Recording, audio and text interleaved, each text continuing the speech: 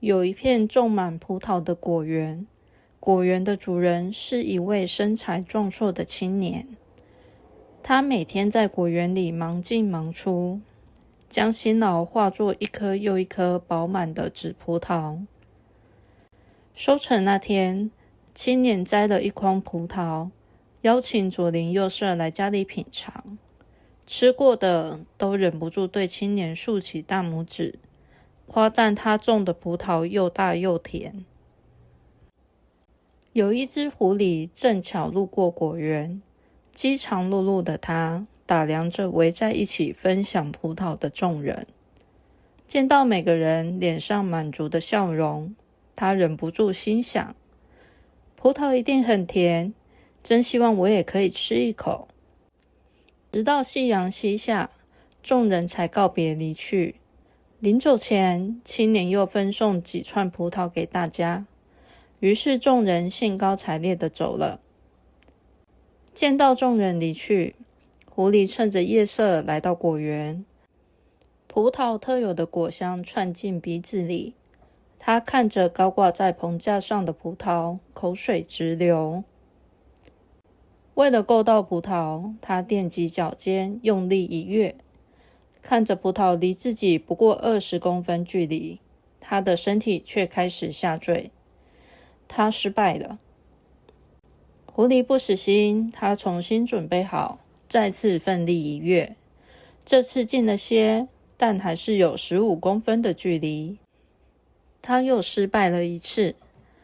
飢腸轆轆的他有些想放棄了。但只要想到人們吃的那樣滿足，臉上滿是笑容的模樣，他對自己說：“再試一次吧，反正沒有損失。”正當狐狸重整旗鼓，準備再努力一次時，青年則拿着棍棒悄悄地躲在果園一角。原來他在屋裡一直聽到奇怪的聲響，以為是招了小偷，所以趕忙出來查看。狐狸再次奮力一躍，這次高度卻比第二次低了不少。他盯着葡萄，一臉不甘心。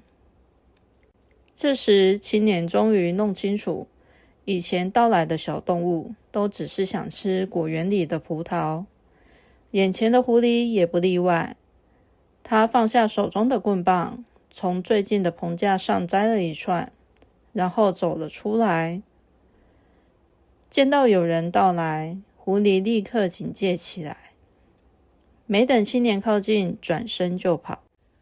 青年見到狐狸跑開，便在後頭追着他大喊：“等等，我請你吃葡萄啊！”狐狸見到青年在後面追自己，神色更是驚慌，腳下的速度加快，很快衝進一片森林裡，再也沒有他的蹤跡。跑了一路的青年停下了腳步，看着手上那串葡萄，氣喘吁吁的他忍不住問自己：他不是想吃葡萄嗎？青年提着葡萄原路返回，而逃進森林的狐狸之後每每碰到有其他動物詢問起關於果園的事，他都會說那個果園的主人很兇，葡萄也很難吃。